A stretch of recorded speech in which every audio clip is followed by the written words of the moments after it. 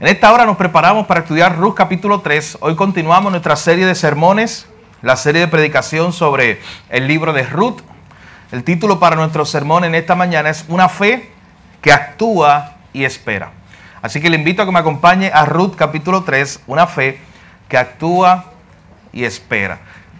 Lo que vamos a estar viendo es una continuación del capítulo 2 que vimos la semana pasada y es la misma línea. La misma enseñanza, la importancia de tener una fe que actúa. Así que le invito a aquel que pueda estar de pie para leer junto la palabra en esta mañana. Dice así la palabra del Señor, Ruth capítulo 3, desde el verso 1 en adelante. Después le dijo a su suegra Noemí: hija mía, ¿no he de buscar hogar para ti, para que te vaya bien? ¿No es vos nuestro pariente, con cuyas criadas tú has estado? He aquí que él avienta esta noche la parva de las cebadas. Te lavarás pues y te ungirás, y vistiéndote tus vestidos irás a la era. Mas no te darás a conocer al varón hasta que él haya acabado de comer y de beber. Y cuando él se acueste, notarás el lugar donde se acuesta, e irás y descubrirás sus pies y te acostarás allí. Y él te dirá lo que hayas de hacer. Y ella respondió: haré todo lo que tú mandes. Después descendió a la era e hizo todo lo que su suegra le había mandado. Y cuando Booz hubo comido y bebido y su corazón estuvo contento, se retiró a dormir a un lado del montón. Entonces ella vino calladamente y le descubrió los pies y se acostó. Y aconteció que a la medianoche se estremeció aquel hombre y se volvió, y aquí una mujer estaba acostada a sus pies. Y entonces él le dijo: ¿quién eres? Y ella respondió: soy yo, Ruth, tu sierva. Extiende el borde de tu capa sobre tu sierva, por cuanto eres pariente cercano. Y él le dijo: bendita seas tú de Jehová, hija mía, has hecho mejor tu postrera bondad que la primera, no yendo en busca de los jóvenes, sean pobres o ricos. Ahora pues no temas, hija mía, yo haré contigo lo que tú digas, pues toda la gente de mi pueblo sabe que eres mujer virtuosa. Y ahora, aunque es cierto que yo soy pariente cercano, con todo eso hay pariente más cercano que yo. Pasa aquí la noche, y cuando sea de día, si él te redimiere, bien redímate. Mas si él no te quisiere redimir, yo te redimiré. Vive Jehová. Descansa pues hasta la mañana. Y después que durmió a sus pies hasta la mañana, se levantó antes que los hombres pudieran reconocerse unos a otros, porque él dijo: no se sepa que vino mujer a la era. Después le dijo: quítate el manto que traes sobre ti y tenlo. Y teniéndolo ella, él midió 6 medidas de cebada y se las puso encima. Y ella se fue a la ciudad. Y cuando llegó a donde estaba su suegra, ésta le dijo: ¿qué hay, hija mía? Y le contó ella todo lo que con aquel varón le había acontecido. Y dijo: estas 6 medidas de cebada me dio, diciéndome, a fin de que no vayas a tu suegra con las manos vacías. Entonces Noemí dijo: espérate, hija mía, hasta que sepas cómo se resuelve el asunto, porque aquel hombre no descansará hasta que concluya el asunto hoy. Vamos a orar. Padre, gracias, Señor, te damos en esta mañana. Gracias por tu palabra, gracias por tu iglesia, Señor. Señor, de muchos lugares que pudiéramos haber estado en esta mañana, tú, Señor, nos has movido, nos has traído hasta aquí. Eso es un milagro tuyo, es un obrar tuyo. Y yo te pido que tú hables en esta mañana a nuestros corazones atribulados, cargados. Que tu palabra, Señor, sea como agua para el sediento, Señor. Que tu palabra sea como una luz que alumbre nuestro camino. Ilumínanos a través de tu Espíritu Santo y que podamos ser edificados por medio de tu palabra en esta mañana. Te lo pedimos todo en el nombre de Jesús. Amén.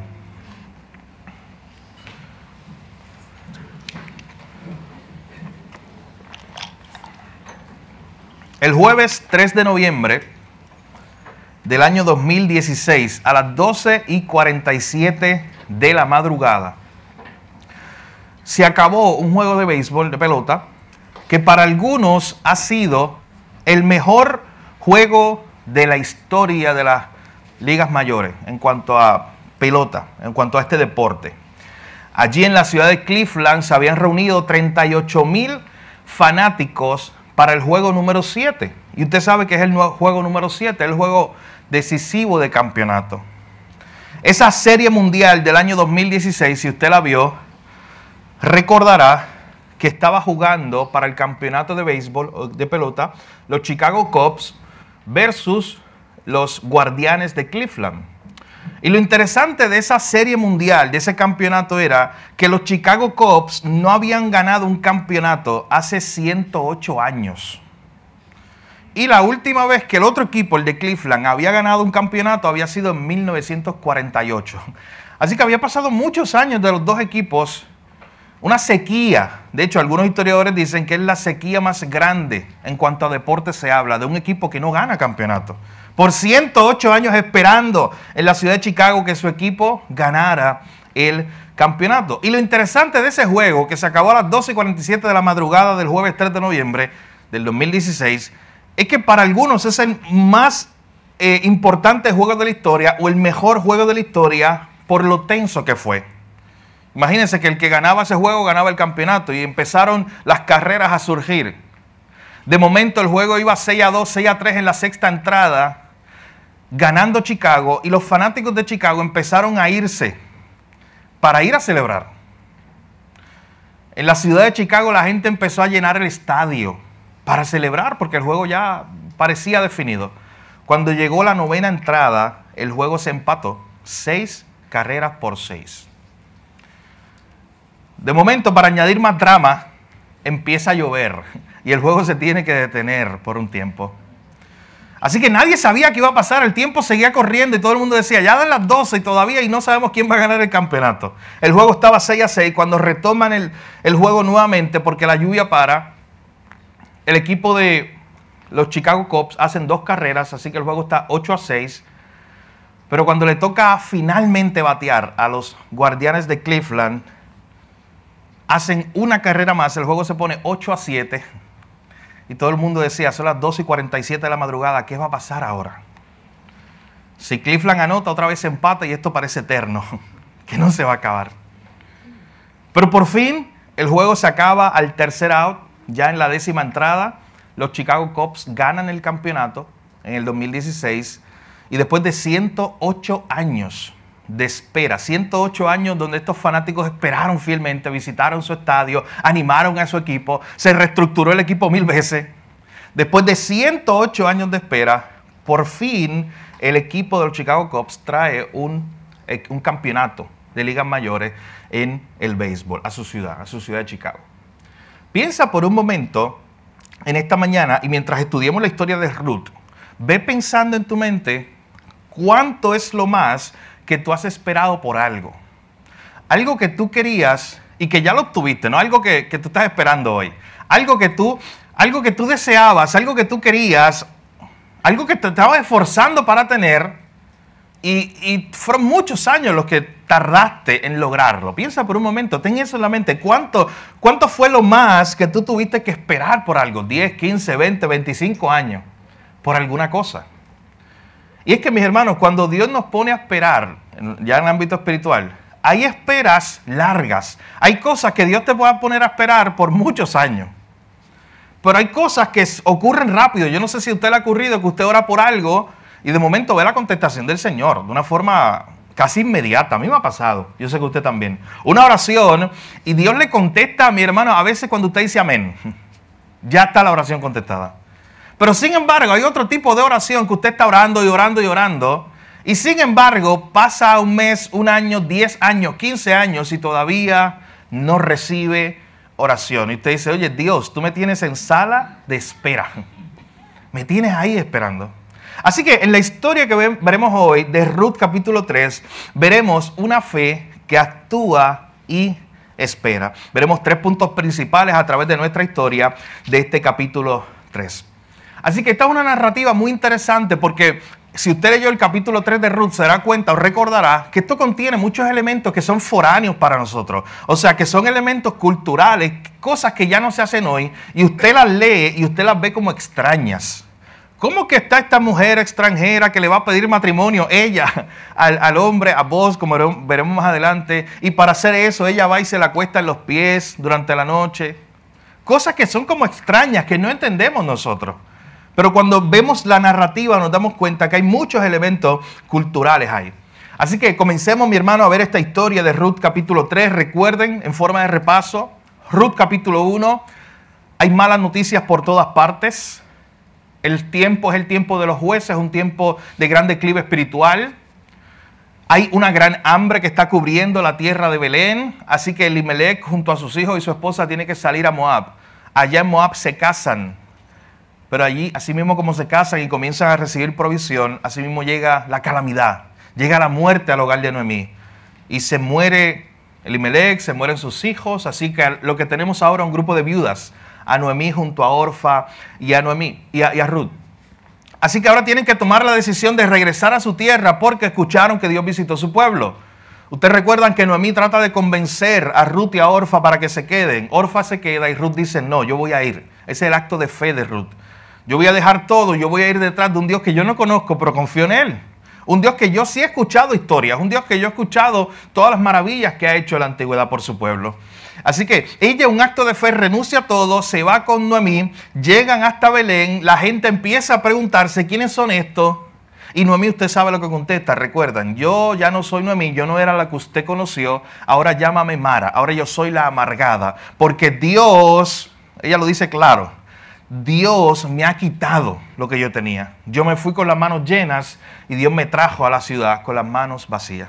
Así, una historia que parecía perdida, pero usted va viendo cómo la esperanza comienza a surgir en el capítulo 2 que vimos la semana pasada. Usted recordará, mi hermano, que llega un momento donde Noemí tenía dos opciones, decirle, Ruth, nos vamos a morir de hambre o vamos a hacer algo. Así que hay un plan. Ruth decide ir a un campo a buscar gavillas, a buscar comida, a buscar semillas que habían en el piso. Porque estaba esa práctica, recuerden, de que las semillas se podían quedar en el piso para que los extranjeros y los pobres las tomaran. Así que esta mujer que simplemente dijo, yo voy a hallar gracia delante de alguien, yo confío en Dios, comenzó a moverse. Y usted recuerda la historia, mi hermano, Ruth capítulo 2 es un acto de gracia sobre gracia, decíamos la semana pasada. Ella simplemente fue a buscar unos granos de semilla que habían en el piso. ¿Y cómo llegó a su casa al final del capítulo 2? Con un saco de 30 libras de comida. Para ella, para su suegra, para la familia. Es lo que hace el Señor. En este momento, ella que era una extranjera, se encuentra con Booz, y no es casualidad, mi hermano, porque en Dios no es casualidad, es que de tantos campos que ella podía ir, ella encontró ese campo específico para trabajar, el campo de este hombre. El día que él fue a trabajar, él era el jefe. Así que ella se encuentra con él y él comienza a darle gracia. Él comienza a decirle, yo he escuchado tu historia.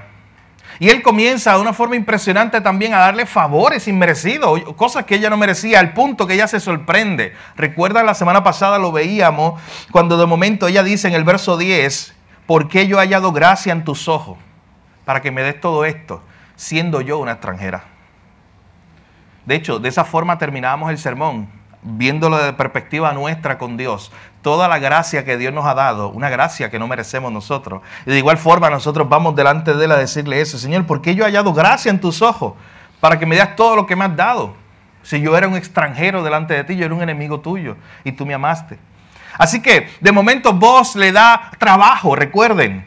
Booz le da una identidad, Booz la pone en su mesa, le da comida. Comida para el momento y comida para llevar, y ella le lleva a su suegra al final del capítulo 2. Así que todo lo que vimos en el capítulo 2, mis hermanos, es que en Dios no hay casualidades. Dios estuvo moviendo a esta mujer, pero escuchen bien, esta mujer se estuvo moviendo en fe.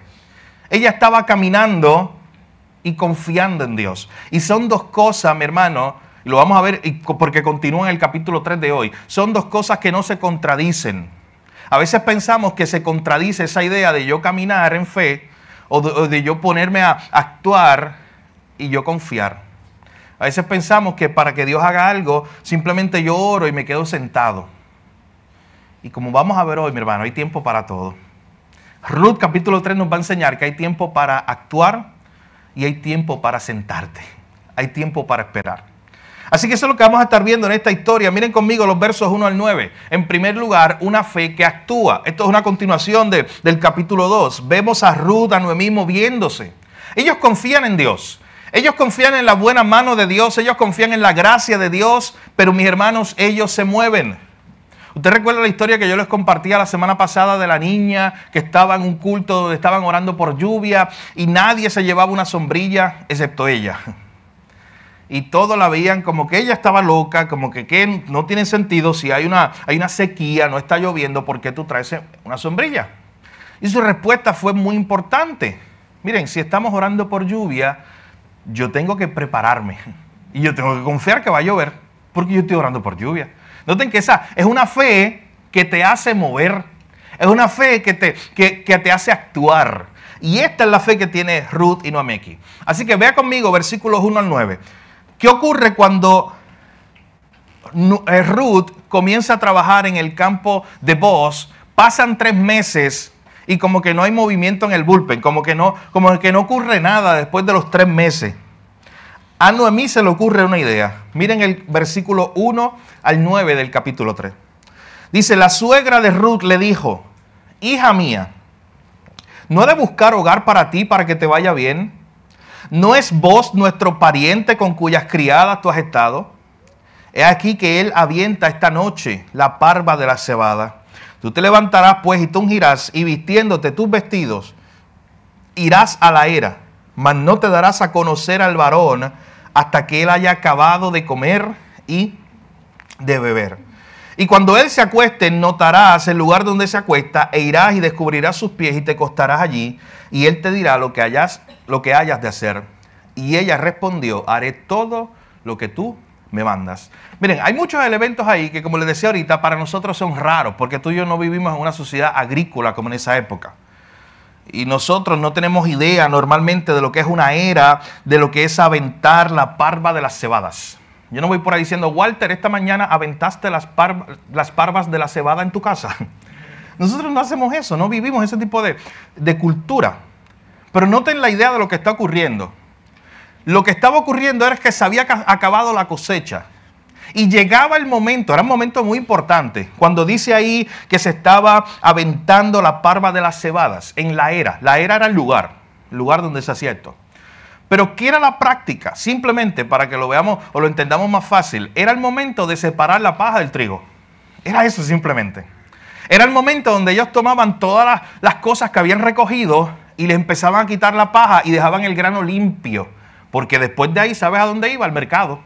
Era la última parte del proceso. Así que, note lo que estaba pasando. Boaz estaba en la última parte del proceso, limpiando el grano. De hecho, lo que se hacía era permitir ir a un lugar donde había mucho viento, literalmente para que el viento ayudara a que se llevara toda la paja y yo me quedara solamente con la semilla o con el grano.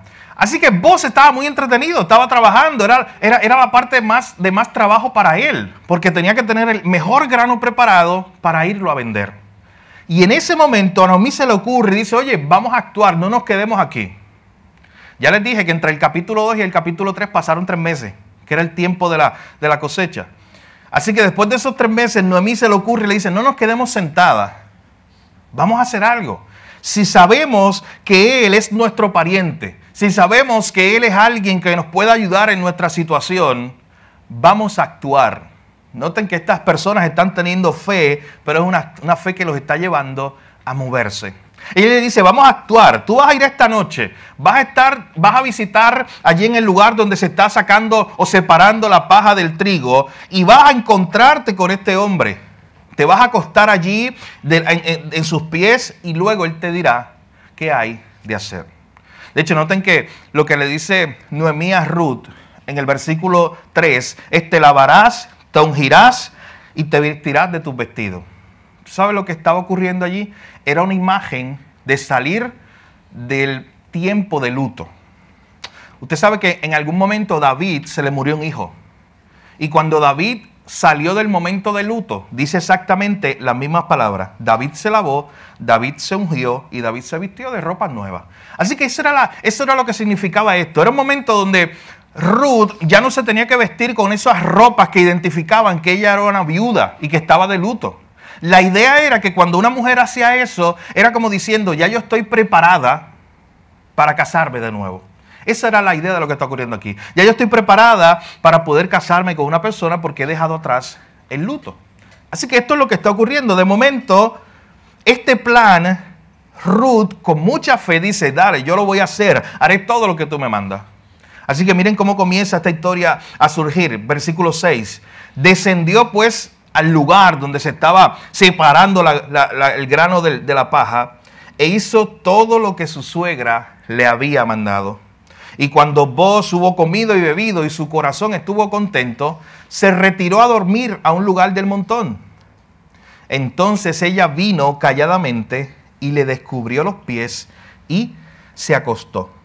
Y aconteció que a la medianoche se estremeció aquel hombre y se volvió. Y aquí una mujer estaba acostada a sus pies. Entonces él le dijo, ¿quién eres? Y ella respondió, yo soy Ruth tu sierva. Extiende el borde de tu capa sobre tu sierva, por cuanto eres pariente cercano. Vuelvo y repito, mi hermano, esto está lleno de elementos tal vez raros, extraños para nosotros porque son culturales. Hoy normalmente nosotros tenemos una categoría de cómo es una propuesta de matrimonio. Y usted tiene en su mente la imagen. Usted no tiene en la mente la imagen de una propuesta de matrimonio donde la mujer va y se acuesta a los pies del hombre y le dice, oye, cúbreme con tu manto. De hecho, esa imagen es bien bonita. ¿Usted sabe lo que ella estaba haciendo cuando le dice eso? Cuando ella le dice, oye, cúbreme con tu manto o con tu túnica. Y ella lo que le estaba diciendo es, yo quiero casarme contigo, yo estoy dispuesta a que tú me cuides. Esa era toda la simbología que había ahí. Yo estoy dispuesta a que tú me proveas. Yo estoy dispuesta a que tú seas mi esposo. Esa era la imagen de lo que estaba ocurriendo aquí. De hecho, en un mundo tan sexualizado como el nuestro, estas imágenes del capítulo 3 se han querido interpretar inmoralmente. Usted no sabe cuántos libros o comentarios han surgido acerca de este acto, viéndolo como un acto inmoral. Pero hay muchos elementos aquí que nos muestran que no lo fue. Primero, porque era algo cultural. Segundo, porque era un lugar público. Noten que todo esto ocurre de noche, pero ocurre en el lugar donde era un campo abierto, donde estaban los trabajadores, donde estaba todo el mundo. Y la idea es que Booz ese mismo día se había acostado. De hecho, hay un detalle ahí, dice que se acostó al lado del montón. Ahí al lado de la semilla. Y se había acostado, entonces ella llega a tomar o a hacer este acto cultural de dejarle saber a Booz que ella quería casarse con él. Y usted ve este texto, y esto es lo interesante de estudiar culturas antiguas, incluyendo lo que ocurre en la Biblia.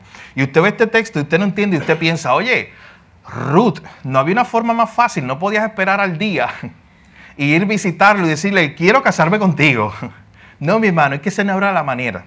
Culturalmente existían toda una serie de reglamentos y formas de hacer las cosas. Así que ella va donde él, imagínense a medianoche, él se da cuenta que hay alguien acostado en sus pies, dice que él de momento le da miedo, se asombra, se estremece, pregunta quién es esta mujer y entonces llega el momento de la verdad. Lo que va a ocurrir después. ¿Booz aceptará esta propuesta? ¿O Booz verá con malas intenciones a Ruth? ¿Qué ocurrirá en este momento? Booz pregunta, oye, ¿quién está ahí? Ella le dice, yo soy tu sierva, y le pide que lo cuide, y le pide que le provea. Noten el verso 9, extiende el borde de tu capa sobre tu sierva, porque tú eres el pariente más cercano. Yo lo voy a repasar para los que no estuvieron aquí el domingo pasado, pero recuerden que ese concepto de pariente cercano era que cuando una persona estaba viuda, se supone que el pariente más cercano, un hombre, líder de un hogar, tomara la responsabilidad de cuidar a esta familia, de proveerle a esta familia, e incluso si estaba soltero, de casarse con esta persona que había quedado viuda, para que entonces esta viuda no quedara desamparada. Mi hermano, noten que eso fue algo, era parte de la ley del Antiguo Testamento, cómo Dios había pensado en los pobres, en los necesitados, en las viudas, y había hecho todas estas leyes para que nadie quedara desamparado, para obligar a los parientes a que ellos cuidaran de los suyos. Así que esto era una práctica y lo que hace Ruth es recordarle a Booz y le dice, oye, tú eres un familiar nuestro, tú puedes ayudarnos en este proceso, pero por favor extiende, ese verso 9 es bien importante, el borde de tu capa sobre tu sierva.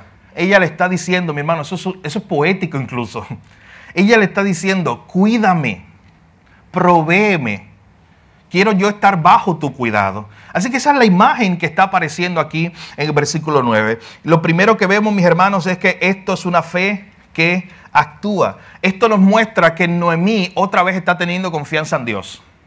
La fe de Noemí en el libro va cambiando. Y eso nos muestra que en la vida del creyente, mis hermanos, hay crisis de fe.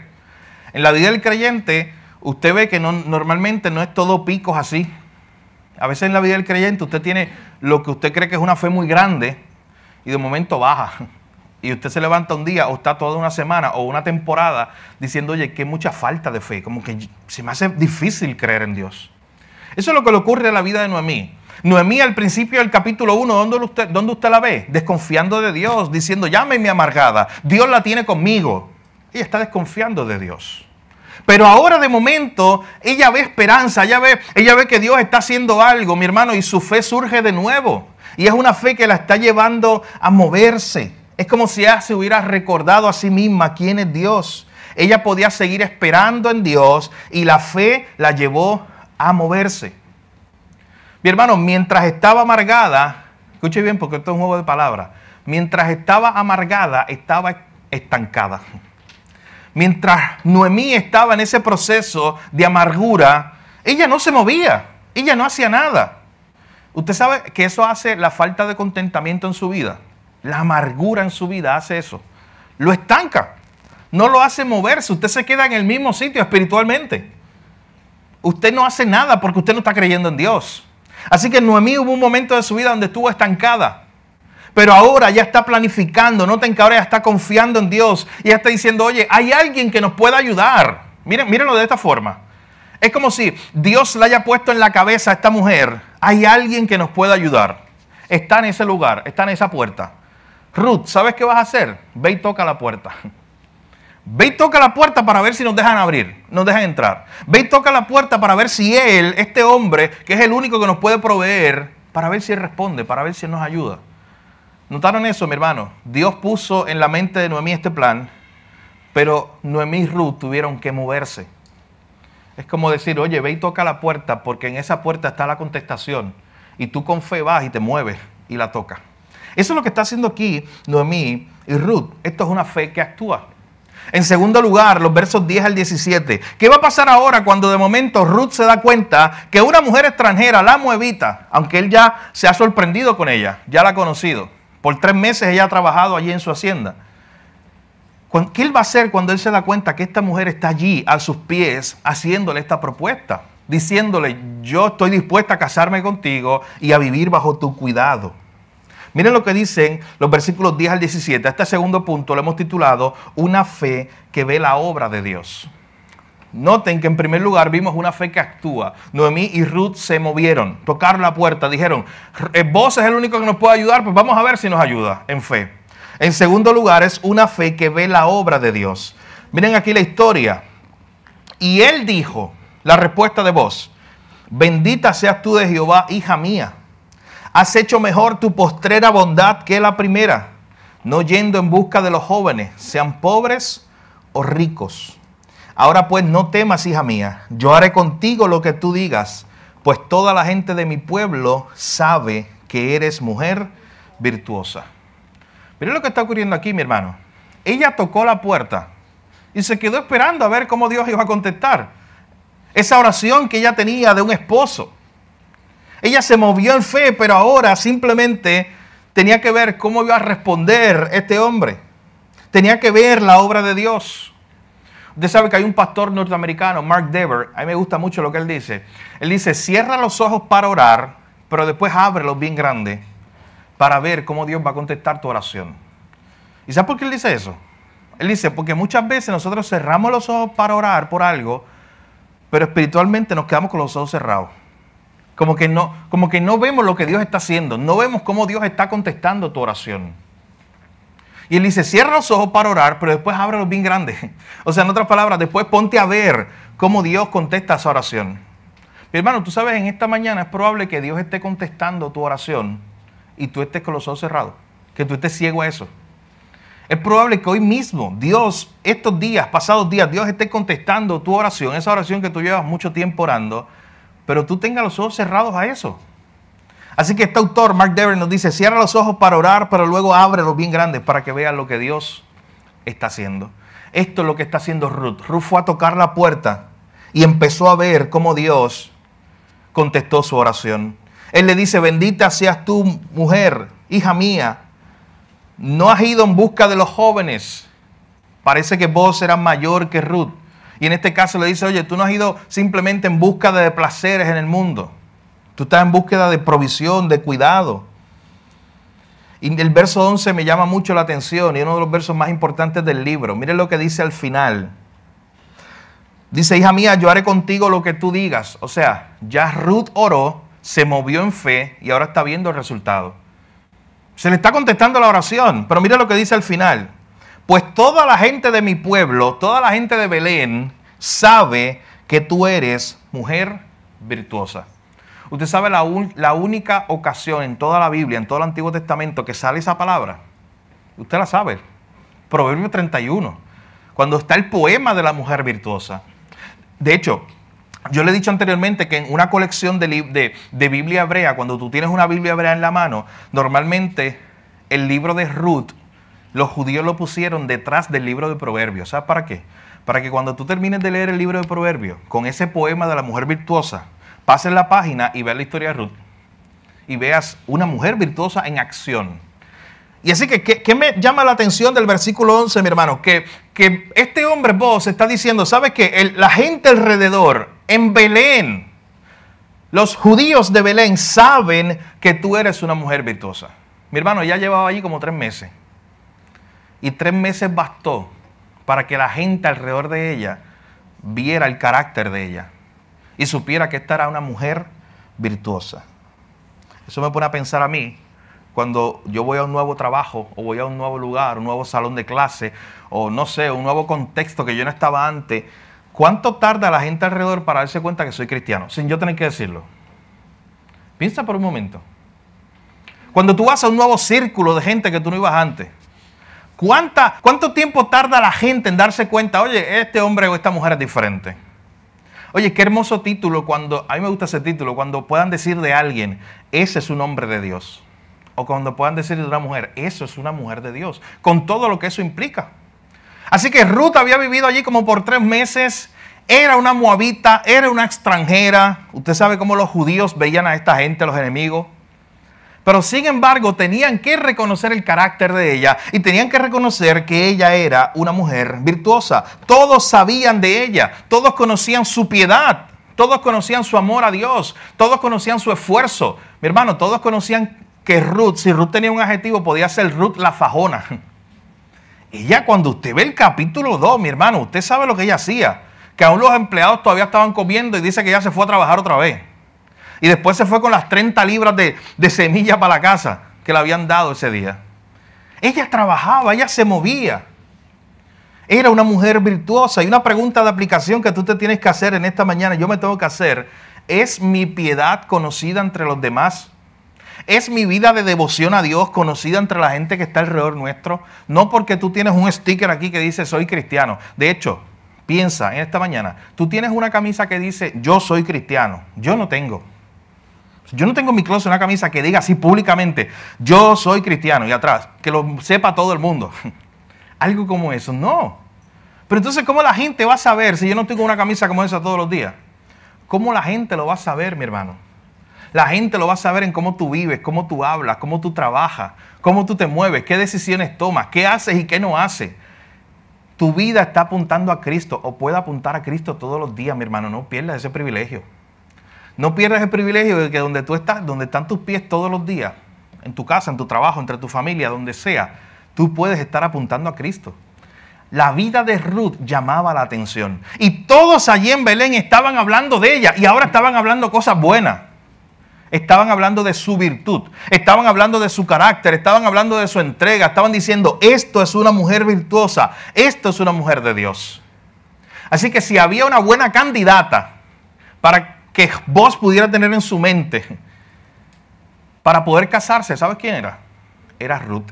Y yo quiero que por un momento pensemos, porque estamos siempre enfocando la historia desde la perspectiva de Ruth, pero piense por un momento desde la perspectiva de vos. Ya hemos visto aquí desde la semana pasada que dice el texto que vos eras un hombre espiritual, era un hombre de Dios. ¿Sabes que eso era algo raro en la época de los jueces? Era algo extraño. Es como hoy. Usted, mi hermano, en muchos círculos usted es visto, y yo lo he dicho los miércoles aquí en la clase, usted es visto como un alien en algunos círculos donde usted está. O sea, usted es visto como un extraño, como alguien que no pertenece ahí, porque dice, pero este es raro. Pues imagínate a este hombre, vos, con todas las características, a él también se le llama un hombre virtuoso al final del capítulo, un hombre diligente. Imagínate a Boaz con todas estas características. Era un hombre de oración también. Mi hermano, piense, Boaz era un hombre también que oraba. Oraba por una mujer piadosa. Y de momento un día él se acuesta a dormir y la mujer más piadosa del país se le acuesta a los pies y le dice, quiero casarme contigo. ¿Usted se imagina eso? Piénselo de esa manera. Dios, mi hermano, está orquestando muchas cosas en esta historia. Dios está contestando a las peticiones de estos personajes. Y yo quiero que usted sepa algo y no se olvide. La historia de Ruth, una historia muy hermosa, una historia de hombres y mujeres de fe, hombres y mujeres virtuosos, como estamos viendo, tanto Boaz como Ruth. Es una historia que se da en el peor momento de la historia de Israel espiritualmente. ¿Usted sabe qué Dios está mostrando con eso? Que aún en los momentos más oscuros allá de la historia del pueblo de Israel, había gente que todavía le servía al Señor. Cuando usted ve la situación que está ocurriendo en el mundo y usted dice que el mundo está cada vez de mal en peor, piense por un momento, si en un mundo tan oscuro como el que estamos viviendo, tú y yo vamos a ser esa generación, o tú y yo vamos a ser ese tipo de personas. Los hombres y mujeres virtuosos de Dios, que son los hombres que viven en fe o con fe en un mundo incrédulo. Pero hermano, porque este mundo es un mundo muy incrédulo.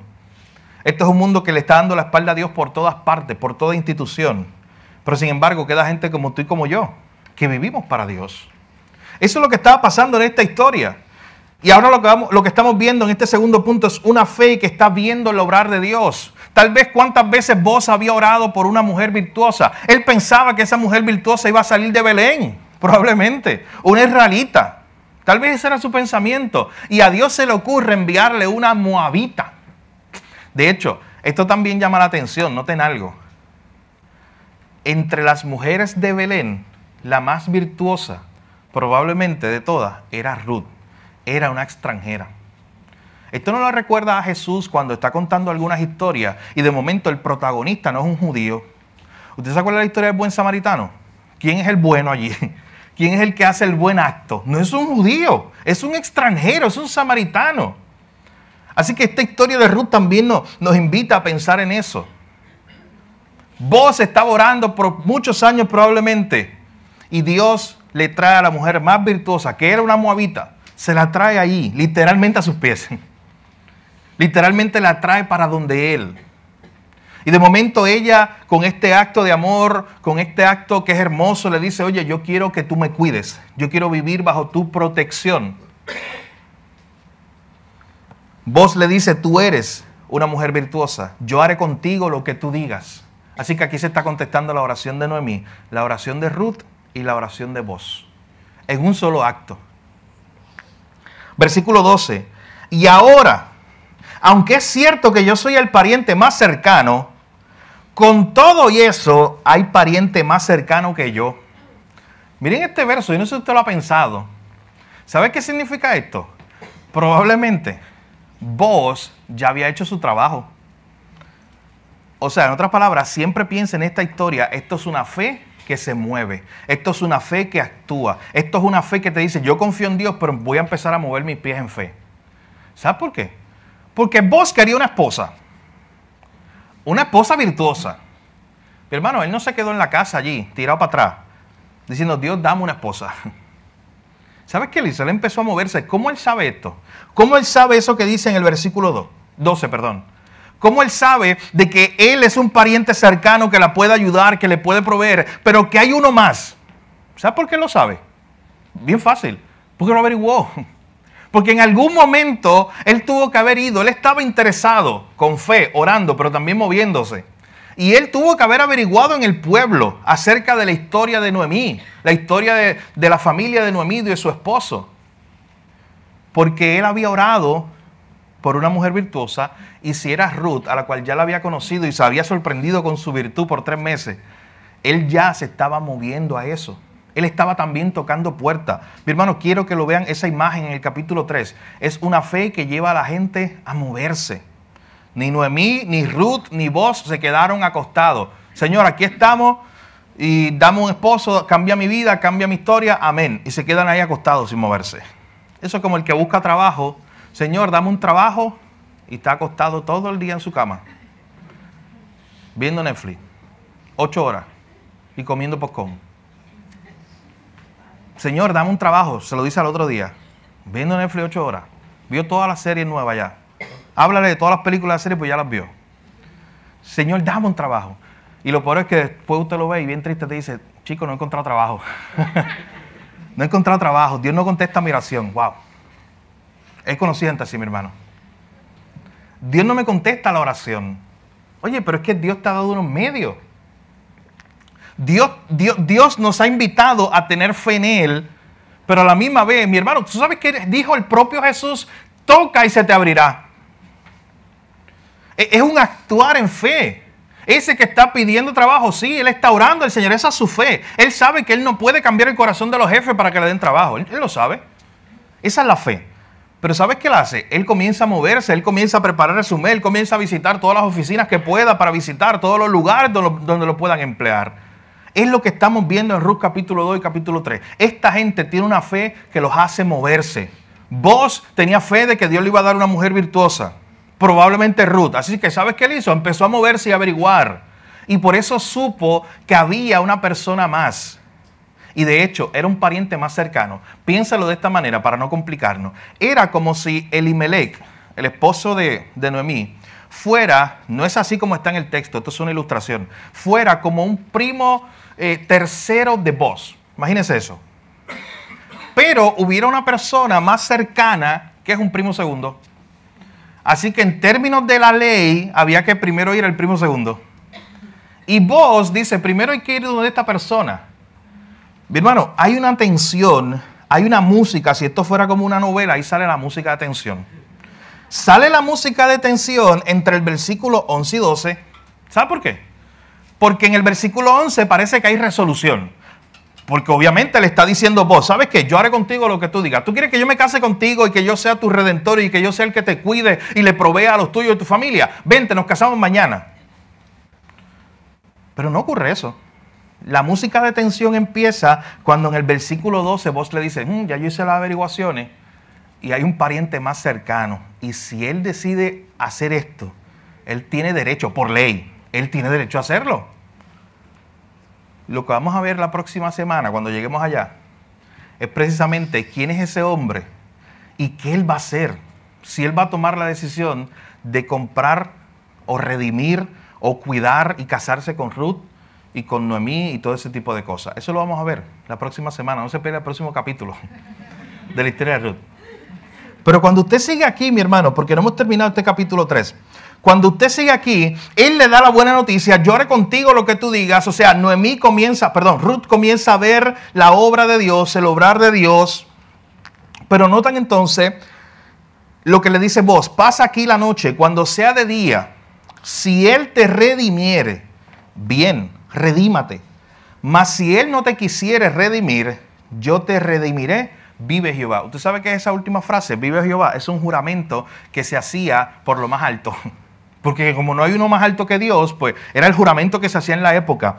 Él decía, yo te voy a prometer en el nombre de Dios que yo te voy a ayudar en esto. Primero vamos a ir bajo la ley. Vamos a buscar a esta persona. Y si él no lo hace, yo te voy a redimir. Yo te voy a proveer. Versículo 14. Y después que durmió a sus pies hasta la mañana, se levantó antes que los hombres pudieran reconocerse unos a otros, porque él dijo, no sepa que vino mujer a la era. Mi hermano, esto era un mundo que era el mundo de los jueces. Vuelvo y repito a eso, lo hemos dicho mucho, lea la historia del libro de los jueces. Era un mundo de mucha inmoralidad, física, sexual, espiritual. Había inmoralidad por todas partes. Así que Boaz está cuidando a Ruth. ¿Usted sabe a quién se parece esta historia? Yo le he dicho antes que usted tiene que tener una mente bíblica, siempre conectar historia. Hay un personaje en el Nuevo Testamento que quiere cuidar a su novia esposa para que no digan algo malo de ella. Ese es José. ¿Se acuerdan de José? Es lo mismo. El mismo concepto. Boaz está diciendo, como hay tanta maldad y vivimos en esta era de los jueces, un tiempo muy difícil, yo no quiero que la gente malinterprete este acto que tú acabas de hacer. Así que antes que salga el sol completamente, puedes irte. De hecho, noten qué interesante, y hay un autor que lo ve así, mi hermano. Boaz no se aprovecha de la situación. ¿Sabes que aquí, y muchos autores lo han conectado de esa manera, vemos una historia de pureza? en medio de tanta inmoralidad sexual que había en la época de los jueces, un hombre y una mujer están juntos, pero los dos están haciendo un acto que es cultural, ella haciendo la propuesta de matrimonio, y no hay ningún acto inmoral sexual. Y te dice, ¿cómo ocurre eso? Y estuvieron toda la noche juntos. Y te dice, ¿eso no es posible? Bueno, eso no es posible en el mundo sexualizado de la mente de los hombres, pero sí es posible para el que quiere ser puro. Para el que decide ser puro, eso es posible. Bueno, no se acuerda la historia de José. Cuando José tenía la oportunidad de su vida, viéndolo desde la perspectiva del mundo, de acostarse con la esposa del jefe, que ella quería estar con él. Y él dijo, ¿cómo yo le voy a hacer esto a Dios? Mi hermano, sí se puede ser puro. Y aún en un mundo tan sexualizado como el nuestro. Aún esta historia del capítulo 3 sí nos enseña eso. Entre tanta denigración que hay alrededor, vemos una pareja pura que se ama y que está haciendo las cosas bien delante de Dios. Mi hermano, quiere el Señor ver muchos más jóvenes nuestros, de nosotros, hombres y mujeres nuestros, de nosotros, cristianos, viviendo vidas puras en un mundo tan inmoral como el que estamos viviendo. Quiere el Señor ayudarnos. Y te dice, no, pero es que para mi hijo que es jovencito eso es muy difícil. O para mí mismo eso es muy difícil porque mira las novelas, mira la televisión, mira las películas, mira la música. La sexualidad está por todas partes. Mi hermano, sí es muy difícil, pero ¿sabes qué? No es imposible. Venga los miércoles aquí, estamos estudiando cómo el Espíritu Santo te ayuda a luchar contra el pecado. Es posible ser puro en un mundo tan impuro. De hecho, a eso nos llama el Señor, sed santo, porque yo soy santo. Y eso es una imagen que también estamos viendo aquí. Así que Boaz está cuidando el que la gente no piense mal de este acto y quiere cuidar a esta mujer, quiere cuidar a Ruth. Versículo 15. Y después le dijo, quítate el manto que traes sobre ti y tenlo. Y teniéndolo ella, él midió 6 medidas de cebadas y se las puso encima. Y ella se fue a la ciudad. Esto es otra de las cosas que se nos hace difícil de entender. Él le pide el manto. Y él lo llena de más semilla, de más grano. Aquí dice 6 medidas de cebada. Usted sabe que cuando se hace la traducción, porque igual tú y yo no usamos esas medidas de peso. ¿Sabes cuánto es? 60 libras o más de comida. Entonces, si usted estaba el domingo pasado, se da cuenta o recordará que tenemos la historia de Ruth yéndose a su casa con 30 libras de grano. Y es como si ahora le da el doble. Ruth tuvo que haber sido bien fuerte. Dice que se lo puso encima. Era para que ella lo cargara. Y se fuera ya a su casa. Con toda esta comida. Hermano, imagínense la novela. Imagínense en su mente lo que pasa en el versículo 16. Noemí desesperada mirando por la ventana. No había celular para estar llamando a Ruth. Ruth, cuéntame, ¿qué pasó? ¿Cómo te fue? En tiempos modernos estuviéramos así. Ruth, me testea cuando hables con él. Cuando llegue. Y me deja saber qué te contestó. Y tuviera el teléfono explotado, como decimos nosotros. Pero eso no es lo que ocurrió allí. Mire lo que dice el verso 16. Cuando llegó hasta donde estaba su suegra, hasta le dijo, ¿qué hay, hija mía? Mi hermano, ¿sabes que en el hebreo esa pregunta literalmente es esa? Es una pregunta de, oye, siéntate ahí y dime todo. Es esa pregunta de, ¿qué pasó? Pero quiero saberlo todo. Dame todos los detalles, dime cómo él te contestó, dime cómo él te miró, dime qué te dijo, dime a qué hora te acostaste, a qué hora te levantaste. Eso es como que siéntate ahí, que ay, dímelo todo. Cuéntame. Versículo 16, la segunda parte. Ella le contó todo lo que había acontecido con aquel varón. ¿Tú te imaginas la emoción de Noemí mientras escuchaba esto? La emoción porque Dios sí estaba contestando su oración. Estamos en este segundo punto. Es una fe que ve la obra de Dios. Ella estaba viendo que Dios estaba contestando la oración. Entonces, Ruth le dice, versículo 18, estas 6 medidas de cebada, él me las dio.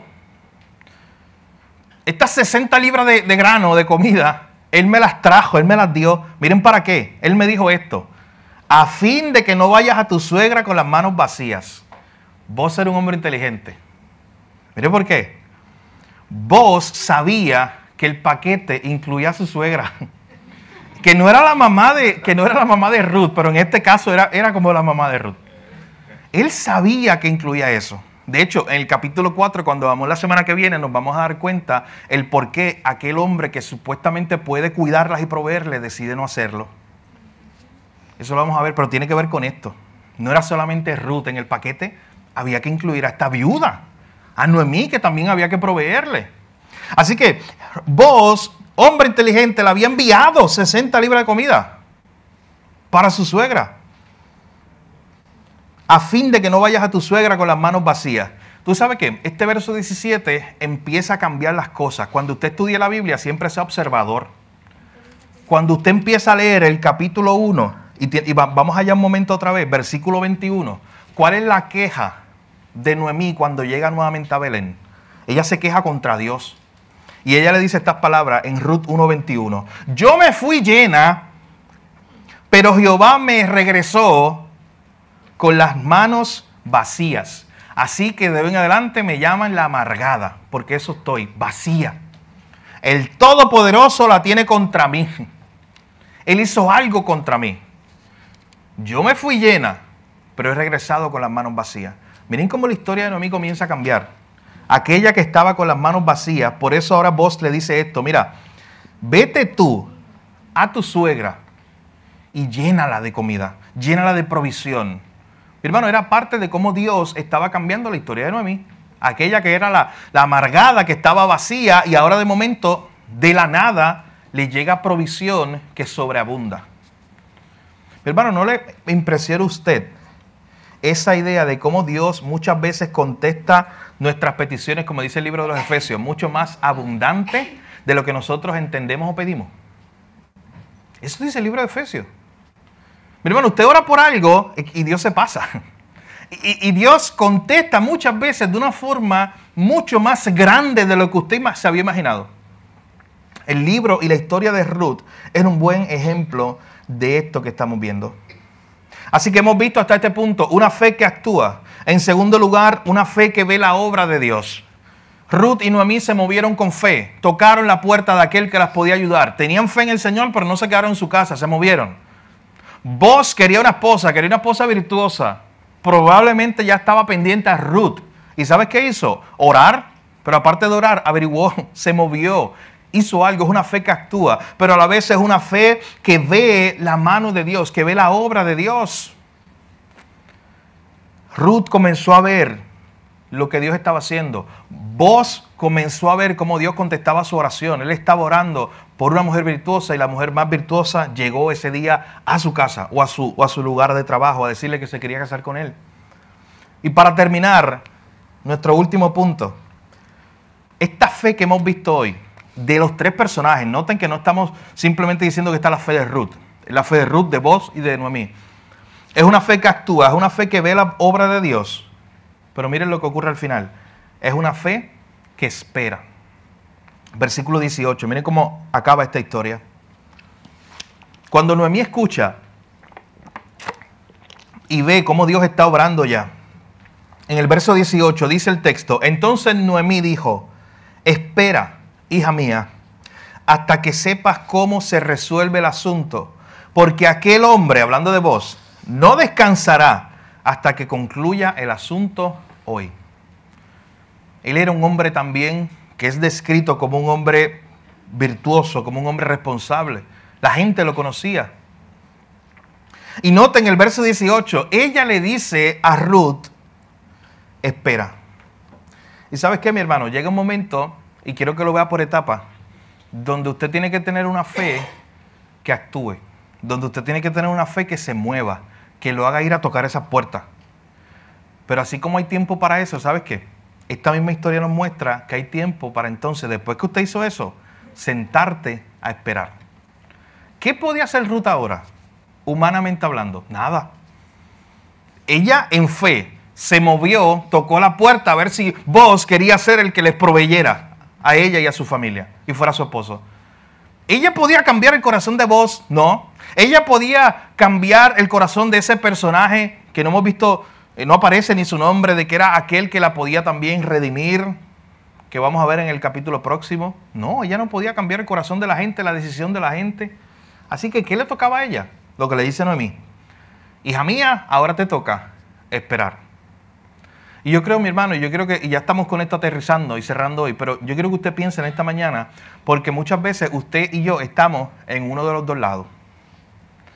O usted de aquellos que quiere estar moviéndose y actuando todo el tiempo y todo el tiempo y todo el tiempo y haciendo cosas y moviéndose, aunque Dios le ha dicho que tiene que esperar y usted siga ahí tocando otras puertas que Dios le dijo que no toque? ¿O usted de aquello que simplemente se ha sentado a esperar y a esperar y a esperar cuando sí ya Dios lo está guiando a que usted mueva sus pies? Cuando ya sí Dios le está mostrando muy claramente, oye, tienes que ir a esa puerta y tocarla, no te quedes sentado. Noten que esto es un balance, mi hermano, que muchas veces nosotros luchamos en estar. Por eso esta historia de Ruth, capítulo 2 y capítulo 3, nos enseña el balance correcto, el balance por el cual tú y yo tenemos que orar esta mañana. Tener una fe que actúe, una fe que sepa cuándo moverse, una fe que sepa confiar en Dios, pero a la vez caminar en fe. Y al mismo tiempo, una fe que sepa que hay momentos que tiene que esperar. Una fe que hay momentos que dice, ¿sabes qué? Yo hice lo que Dios me mandó a hacer, ahora simplemente me toca esperar. Esperar en Él. Usted recuerda el Salmo 40, verso 1. Pacientemente esperé al Señor y Él oyó mi clamor. Pacientemente, con mucha paciencia, yo esperé. Mi hermano, por eso yo comenzaba con esta ilustración. Este equipo esperó 108 años para que ocurriera el milagro de ganar un campeonato. Pero más importante, las cosas espirituales. ¿Por cuánto tiempo tú estás esperando que Dios conteste una oración? Cuando usted venga la semana que viene, vamos a darnos cuenta que vos sí era un hombre responsable y Ruth no tuvo que esperar tanto. Pero de todas formas, Noemí le había dicho, ¿sabes qué? Ya tú hiciste lo que tenías que hacer, ahora solamente te toca esperar. Mi hermano, y es una espera que desespera, pero es una espera que hay que esperarla con paciencia. Yo te pregunto en esta mañana, ¿estás actuando en fe? ¿Tienes la misma fe de esta mujer, en este caso de Ruth? Usted sabe que Ruth, la historia de ella se parece a la de Abraham, porque llega un momento en el capítulo anterior donde Boaz reconoce de ella y dice, ¿sabes qué? Ella dejó a sus padres. Esto no es la historia de Abraham, que dejó su tierra y su parentela y se movió a un lugar. ¿Sabes qué dice el texto después en hebreo? Abraham se fue sin saber a dónde iba, por fe. Él se fue por fe, él se comenzó a mover. ¿Tienes tú esta fe? ¿Te estás moviendo en fe? Pero también, ¿sabes cuándo esperar? ¿Sabes que hay tiempos donde solamente puedes esperar en Dios? Donde ya tú le pusiste una petición a Dios, en fe te moviste y tocaste las puertas que tenías que tocar, pero ahora simplemente estás esperando. Usted sabe que John Piper, el pastor John Piper, dice que los tres personajes en esta historia, Noemí, Boaz y Ruth, los tres están confiando en el poder de Dios y en la bondad de Dios, pero a la misma vez se están moviendo. Todo lo que hemos hablado hoy. Están confiando en Dios y a la misma vez se están moviendo. Había otro autor que decía, Ruth había hecho todo lo que le correspondía hacer. Ahora simplemente debía esperar pacientemente. ¿Estás tú en esta mañana claro de que Dios te está moviendo a hacer ciertas cosas? Y la pregunta es, ¿te estás moviendo? Si Dios te ha guiado, si Dios te está diciendo, muévete, ¿te está moviendo? Pero también recuerda que hay momentos en que tienes que esperar. Y la mejor forma de esperar está en los Salmos. Salmo 41, que dice, pacientemente espera al Señor. Y el Salmo 46:10, y con esto termino. En el Salmo 46:10, Dios le dice al pueblo, estad quietos y conoced que yo soy Dios. En la Nueva Traducción Viviente dice, quédense quietos y sepan que yo soy Dios. Es el momento donde Dios te dice, siéntate y ve lo que yo hago, que tú no puedes hacer. Siéntate y espera en mí. Mi hermano, y qué importante en esta mañana, porque tú y yo estamos en diferentes etapas de nuestra vida. Tú estás tomando unas decisiones diferentes a las mías y diferentes a las personas que tienes al lado. Es probable, y miren cómo Dios puede usar un solo mensaje, una sola palabra para darnos ánimo a los dos. Es probable que tú seas uno de los que hoy Dios te está diciendo o te está recordando que como Ruth y Noemí tienes que planificar y moverte en fe. Y no debes quedarte estancado porque Dios te está dando los recursos y Dios te está diciendo, muévete, es tiempo de moverte. O puede ser que tú seas uno de los que está aquí en esta mañana y Dios te esté recordando que hay momentos donde simplemente estás quietos y conoces que yo soy Dios. Donde tienes que sentarte y comenzar a ver lo que Dios iba a hacer, cómo Dios va a contestar esa oración. No sé en qué etapa está, mi hermano. Lo importante es que en esta mañana tú que solamente tú sabes, vayas delante de Dios y le digas, si tú eres el que se tiene que mover en fe, decirle, Señor, ayúdame hoy a moverme en fe. Si tú eres el que hoy tienes que aprender a esperar con paciencia y estar quietecito ahí esperando lo que Dios va a hacer y viendo lo que Dios va a hacer, hoy es una buena mañana para decirle eso a Dios también. Señor, ayúdame a esperar en ti, a esperar el momento justo. Muchas veces eso es lo que hay que hacer. Estás quieto y ver lo que Dios hará. Pero qué difícil es, mi hermano. Qué difícil se nos hace muchas veces en esa etapa. Nos comportamos como estos niños pequeños, hablo de mi propio hijo, que cuando a veces tiene que correr, no corre. Y cuando al revés, cuando tiene que estar tranquilito, no quiere estar tranquilito. Son como momentos diferentes. Este es el momento de sentarte, no, este es el momento de quiere correr. Vamos a un parque, este es el momento de correr, no quiere estar en el celular allá, sentado en el carro. Es al revés. Y muchas veces nosotros nos comportamos así, mi hermano. A veces es el momento de moverse y hay que hacerlo. Pero a veces es el momento donde Dios te está guiando a esperar en Él. Mi hermano, escuche bien. Y esto ya con esto termino. Usted sabe cómo, porque la próxima pregunta, una pregunta de aplicación que usted puede hacer. Oye, ¿cómo yo sé si Dios me está llamando a moverme o a quedarme esperando en este momento? Porque es que yo no tengo la nube. ¿Te acuerdas de la nube que tenía el pueblo? Era más fácil porque una nube que tenía el pueblo de Israel que decía, muévanse o esperen. Oye, yo quisiera eso. ¿No sería más fácil? Que yo supiera exactamente cuándo Dios quiere que yo me mueva y exactamente cuándo Dios quiere que yo espere. ¿Sabes qué? Pero no tenemos eso hoy. Pero Cristo dijo, venga los miércoles porque se conecta esto. Cristo dijo que Él no nos dejaría huérfanos, que Él nos dejaría su Espíritu Santo, Dios en nosotros.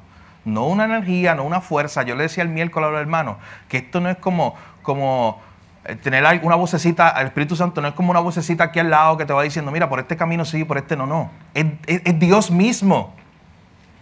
En ti, en mí, morando en nosotros, guiándonos, influenciándonos. Y precisamente de eso se trata la clase del miércoles, de estos últimos días. Cómo el Espíritu Santo te controla y te influencia y te guía. Mi hermano, ¿quieres tú saber cuándo esperar y cuándo seguir caminando? Tienes que estar más lleno del Espíritu Santo. ¿Y cómo estás más lleno del Espíritu Santo? No hay otra forma que conocer más la palabra de Dios. Yo les decía la semana pasada que yo me he animado con muchos de ustedes. Anoche mismo me seguí animando, escuchando a algunos de ustedes decir cómo están leyendo la palabra y lo que Dios les está enseñando a través de la palabra. Pero bueno, esa es la única forma en la cual este año, que apenas todavía está comenzando, usted pueda saber cuándo caminar y cuándo esperar en Dios. Es siendo guiado por el Espíritu Santo a través de su palabra. Así que vuelvo a la pregunta inicial de aplicación. ¿Tú quieres saber exactamente cuándo parar y esperar y cuándo seguir caminando? Mi hermano, tienes que pasar más tiempo aquí. Es la única forma. Dios te va a guiar. Dios te va a mostrar a través de su palabra cómo hacerlo. Así que vamos a orar en esta hora para terminar y darle gracias a Dios por su palabra. Padre, gracias te damos en este tiempo. Gracias por tu palabra, Señor. Gracias porque a través de ella somos edificados, somos confrontados, somos animados, Señor. Mira esta historia. Hemos visto en esta historia de Ruth tu provisión, tu cuidado. Te hemos visto a ti contestando las oraciones, Señor, de estas personas. Oh, Señor, qué importante es recordar en esta mañana que esta historia nos apunta a un Redentor más grande. Esta historia, Señor, como veremos al final en el capítulo 4, nos apunta a uno que nos compró, que estuvo dispuesto a redimirnos. Y ese es Cristo Jesús. Gracias, Señor, porque hemos hablado de tu provisión, hemos hablado de la fe. Hemos hablado de aquellas cosas que tú das y cómo tú contestas nuestras oraciones. Oh, Señor, pero hoy una vez más recordamos que la provisión más grande que tú nos has dado es Cristo. La provisión más grande que tú nos has dado es haber enviado a tu Hijo para salvarnos de nuestros pecados. Yo te pido que en esta mañana nos ayudes a recordar eso, que en ti tenemos un Redentor. En este momento de la historia, Ruth no sabía quién iba a ser su Redentor, quién la iba a ayudar, quién le iba a dar una nueva esperanza, quién le iba a dar una nueva posición. Pero qué bueno que con el Evangelio sabemos, Señor, que tú eres el Redentor dispuesto, el que nos compró, el que nos ha hecho ahora la esposa, la iglesia. Gracias, Señor, por tu palabra. Gracias por la provisión en Cristo. Gracias por recordarnos esta hermosa historia que al final nos apunta a ti. Hoy te pedimos que nos ayudes, Señor, a aplicar tu palabra y nos ayudes a recordar a través de esta historia de hombres y mujeres de fe, hombres y mujeres que te creyeron, que confiaban en lo que tú estabas haciendo, en tu soberanía, pero que a la misma vez se movían cuando había que moverse. Señor, muchas veces es difícil guiarnos por ese caminar. Muchas veces es difícil conocer, Señor, cuándo es que tenemos que detenernos y cuándo es que tenemos que esperar. Y muchos de nosotros tal vez estemos hoy, Señor, en ese momento esperando cuándo me detengo a esperar o cuándo sigo caminando.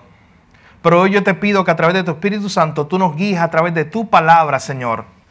Y en esta mañana tú nos hayas guiado a la respuesta a nuestras oraciones. Gracias te damos por tu palabra, Señor. Enséñanos a caminar en fe, a actuar en fe, pero también enséñanos a tener una fe que espera, Señor, que espera solamente en ti, en lo que tú puedes hacer, en esas cosas que son imposibles para nosotros, Señor, pero que solamente son posibles para ti. Gracias por tu palabra, gracias por Cristo. En tu nombre oramos y te lo pedimos todo, Jesús. Amén.